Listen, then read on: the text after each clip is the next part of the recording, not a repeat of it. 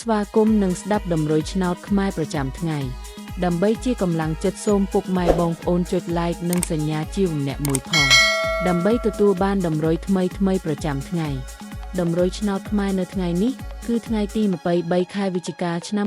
2025ដើម្បីកុំឲ្យខាតពេលយូរសូមស្ដាប់ដំរុយឆ្នោតពី admin មានលេខ99320756សម្រាប់ប៉ុស ABCD សម្រាប់លេខ OSAD មាន2គ្រាប់គឺ អូសខ្ទង់50និង20សម្រាប់3លេខគឺ admin មាន2គ្រាប់ផងដែរគឺមានលេខ145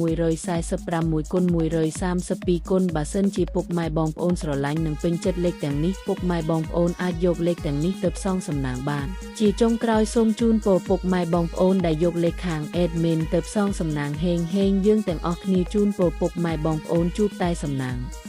និងសុខភាពល្អសូមជម្រាបលាជួបគ្នានៅថ្ងៃស្អែកបន្តទៀត